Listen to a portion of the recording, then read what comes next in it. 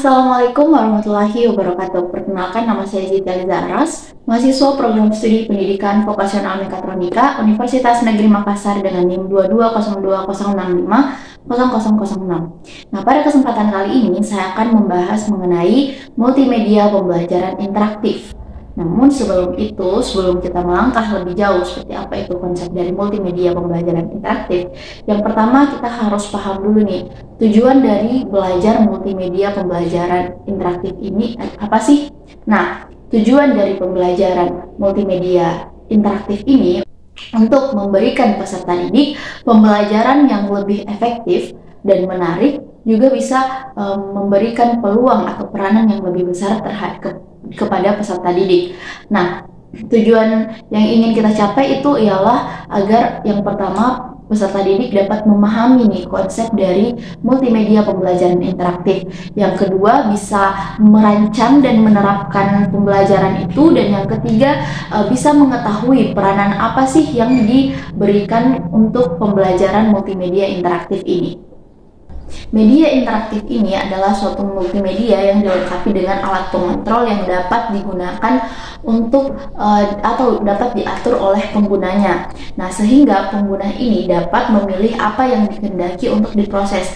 Alat pengontrol yang dimaksud di sini ialah suatu pendekatan dalam pembelajaran yang menggabungkan antara elemen-elemen multimedia seperti gambar, teks, atau audio, video, ataupun animasi, dan juga elemen-elemen interaktif lainnya seperti simulasi kuis, pertanyaan responsif, dan juga aktivitas lainnya. Nah, tujuan utama dari multimedia pembelajaran interaktif adalah untuk meningkatkan keterlibatan dan pemahaman peserta didik melalui penggunaan berbagai media pembelajaran dengan interaksi yang aktif.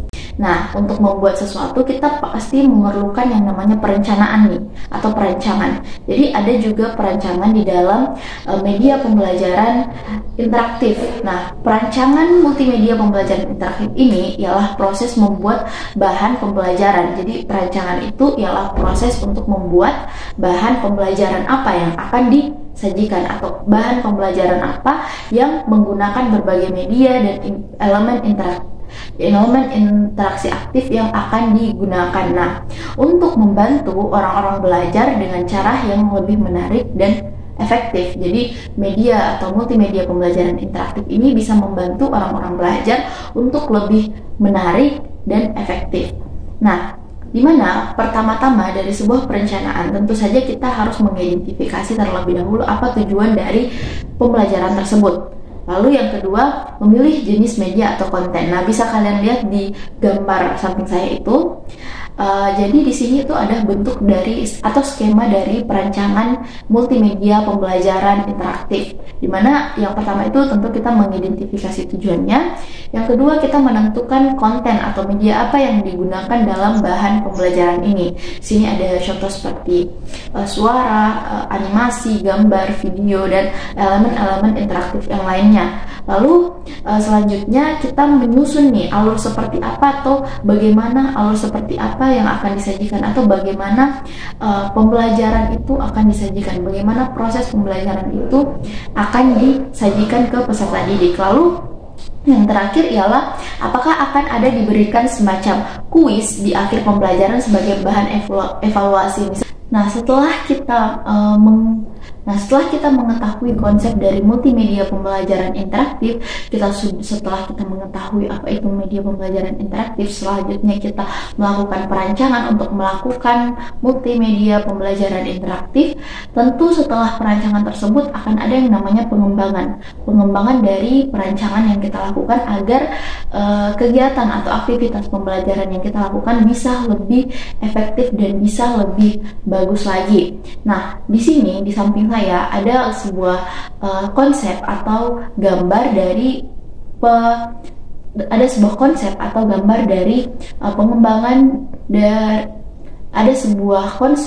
pengembangan multimedia pembelajaran interaktif, di mana ada enam tahapan pengembangan.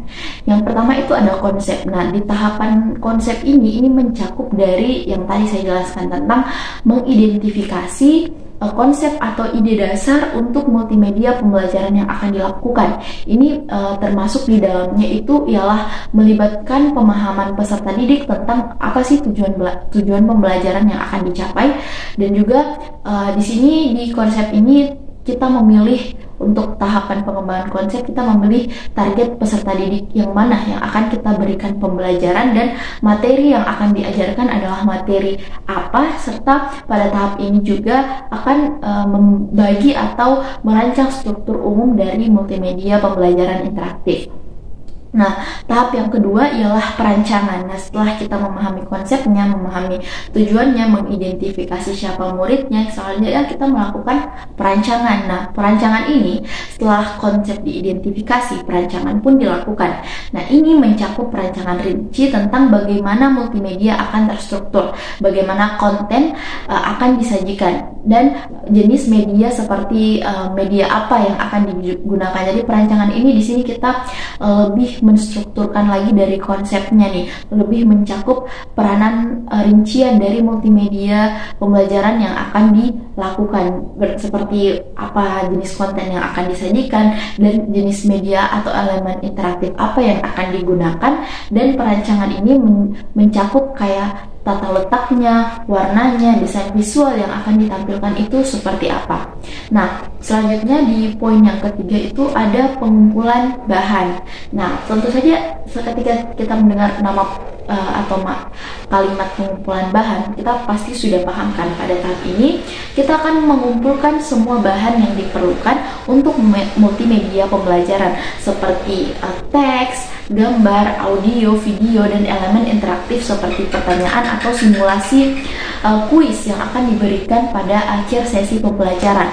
Nah, pastikan bahan-bahan ini sesuai dengan perancangan yang telah dibuat. Jadi setelah kita mengidentifikasi konsepnya, kita melakukan perancangan, selanjutnya pasti kita melakukan pengumpulan bahan yang akan digunakan untuk mendukung multimedia pembelajaran interaktif yang akan dilakukan, seperti kita mengumpulkan bahan-bahan teksnya, bahan pembelajaran apa yang digunakan, multimedia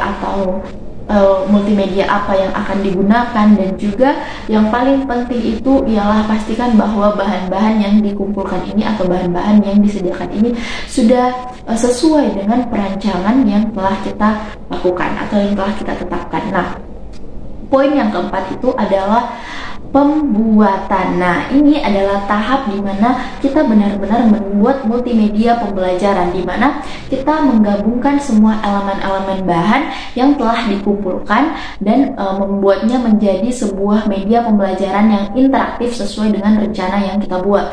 Nah, proses ini mencakup pengembangan, editing, penyusunan konten, serta pengaturan teknis seperti pemrograman yang jika diperlukan. Jadi, setelah kita melakukan pengumpulan bahan, tentu kita membuat multimedia pembelajaran yang akan kita lakukan nih, seperti kita membuat video pembelajaran, atau kita membuat PPT untuk disajikan di dalam pembelajaran, untuk disajikan pada saat pembelajaran di kelas. Pokoknya di tahapan pembuatan ini kita menggabungkan seluruh bahan-bahan yang telah kita kumpulkan sesuai dengan rencana pembelajaran interaktif yang akan dilakukan.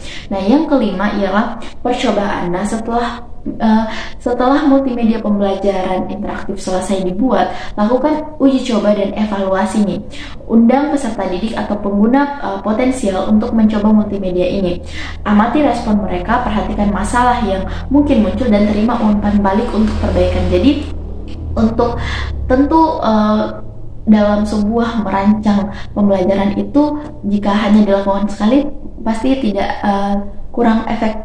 Tentu dalam melakukan pembelajaran itu kita tidak hanya akan melakukannya sekali, tapi berkali-kali. Jadi akan dibutuhkan yang namanya percobaan, di mana setelah multimedia pembelajaran interaktif ini selesai dibuat, kita akan melakukan uji coba untuk mengamati nih, apakah multimedia pembelajaran ini sudah cocok digunakan untuk tujuan peserta yang kita tuju, apakah dia apa kekurangan yang ada di multimedia pembelajaran yang kita sajikan, lalu apa saja yang perlu kita perbaiki dari multimedia pembelajaran yang telah kita buat. Nah, yang untuk pengembangan terakhir itu tentu saja saja distribusi. Nah, setelah berhasil melakukan uji coba dan perbaikan, multimedia pembelajaran interaktif dapat didistribusikan kepada peserta didik atau pengguna target. Nah, jadi distribusi ini bisa kita lakukan mungkin dengan mengupload video pembelajaran tersebut di YouTube ataupun membagikan materi-materi pembelajaran tersebut melalui grup WhatsApp pembelajaran atau grup WhatsApp kelas yang telah disediakan. Jadi itu tadi 6 tahapan pengembangan dari pembelajaran multimedia interaktif, di mana mulai dari mengidentifikasi konten, selanjutnya kita merancang, lalu mengumpulkan bahan, lalu selanjutnya kita membuat dan melakukan percobaan, evaluasi terhadap semua yang telah kita lakukan, yang telah kita rencanakan terhadap pembelajaran multimedia interaktif ini. Dan yang terakhir ialah distribusinya, atau bagaimana media pembelajaran kita ini, bagaimana pembelajaran ini bisa sampai ke peserta didik atau target yang kita ingin tuju. Media ini mengambil peran yang sangat penting dalam pembelajaran modern, karena bisa kita lihat bahwa sekarang siapa sih siswa yang tidak punya handphone, siapa sih siswa yang tidak menggunakan alat multimedia dalam kehidupan sehari-harinya. Pasti hampir mungkin 99,9% siswa itu sudah punya atau memiliki alat multimedia dan mereka sudah mahir untuk menggunakannya. Nah, jika alat multimedia ini digunakan dengan cara yang tepat, digunakan dalam proses pembelajaran yang tepat, tentu dia akan memberikan peranan atau dampak yang sangat besar terhadap pembelajaran yang akan kita lakukan. Nah, dalam peranan multimedia dalam pembelajaran itu, yang pertama itu pasti adalah memudahkan pemahaman. Nah, kan multimedia ini dia lebih menyajikan sebuah pembelajaran dengan suara, dengan audio, dengan video, dengan animasi, yang tentu banyak ilmu-ilmu yang atau studi kasus yang menyatakan bahwa kalau dengan animasi itu siswa lebih paham atau siswa lebih mudah memahami pembelajaran yang diberikan. Yang kedua ialah meningkatkan keterlibatan. Nah, karena multimedia ini sifatnya tidak bikin boring, teman-teman. Jadi multimedia ini menjadi sesuatu pembelajaran yang sangat interaktif jika kita gunakan, dan dapat meningkatkan keterlibatan peserta didik dalam proses pembelajaran, di mana peserta didik pun bisa ikut serta nih dalam membuat sebuah pembelajaran multimedia dengan menggunakan multimedia. Lalu yang ketiga ialah memotivasi pembelajaran, atau dia dapat memotivasi belajar para siswa agar lebih menarik. Yang ketiga ialah memotivasi belajar. Nah, multimedia yang menarik dan interaktif ini dapat meningkatkan motivasi belajar anak peserta didik, karena tentunya sekarang itu manusia atau orang-orang itu cenderung lebih tertarik atau lebih termotivasi jika menggunakan alat multimedia. Jadi multimedia ini dapat memberikan motivasi dalam meningkatkan pembelajaran atau proses belajar dari peserta didik. Lalu yang keempat itu ialah mengakomodasi beragam gaya pembelajaran. Dengan menggunakan multimedia mungkin bisa lebih aktif lagi. Misalnya peserta didik diminta untuk melakukan sebuah simulasi kuis atau referensi evaluasi dengan cara games. Kan multimedia games itu didapatkan dari alat multimedia. Jadi ada beragam gaya belajar yang bisa digunakan untuk jika kita menggunakan multimedia dalam pembelajaran kita. Nah, dan itu bisa memotivasi belajar siswa dan juga meningkatkan keterlibatan mereka. Nah, teman-teman, setelah tadi kita sudah banyak mempelajari tentang multimedia pembelajaran interaktif ini, yang terakhir yang ingin saya sampaikan atau ingin saya share ke kalian itu ialah kategori dari media pembelajaran interaktif ini apa sih?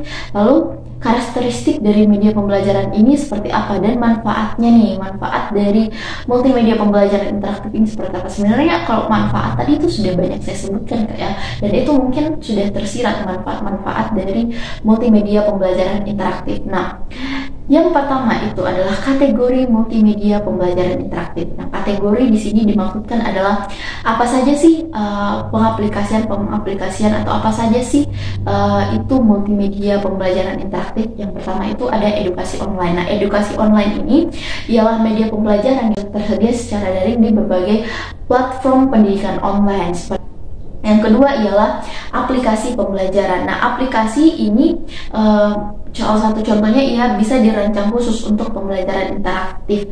Contohnya termasuk aplikasi edukasi untuk anak-anak dan aplikasi yang mendukung pembelajaran berbasis proyek. Nah, kalau kita semua pernah nonton film Upin Ipin tuh, nah pada saat si Upin Ipin ini menggunakan tab atau menggunakan tablet untuk melakukan proses pembelajaran, di situ kan ada aplikasi pembelajaran untuk anak-anak. Nah, itu adalah salah satu contoh penerapan atau salah satu contoh kategori dari multimedia pembelajaran interaktif. Nah, yang ketiga ialah e-book interaktif. Nah, e-book ini tentunya kita tahu ya, e-book itu buku elektronik. Nah, buku elektronik ini tentu kita bisa akses dimanapun selagi kita punya alat elektroniknya. Dan sekarang itu siapa sih yang tidak punya HP? Jadi HP itu bisa kita gunakan untuk mengakses berbagai hal. Nah, salah satunya itu adalah e-book interaktif ini. Nah, yang terakhir itu adalah kategori multimedia pembelajaran itu termasuk ialah simulasi pendidikan. Nah, tentunya dengan multimedia pembelajaran interaktif ini bisa lebih menyenangkan dan lebih menarik untuk dilihat peserta didik untuk memberikan pembelajaran ke peserta didik, karena ini tuh sekali lagi dia menghubungkan antara edukasi dengan hiburan. Jadi yang tidak buat kita boring, ini bisa memberi efektivitas yang sangat baik dan bisa membantu kita untuk belajar dengan lebih efisien. Nah, sekian dari saya. Terima kasih untuk waktunya telah menonton video ini. Wassalamualaikum warahmatullahi wabarakatuh.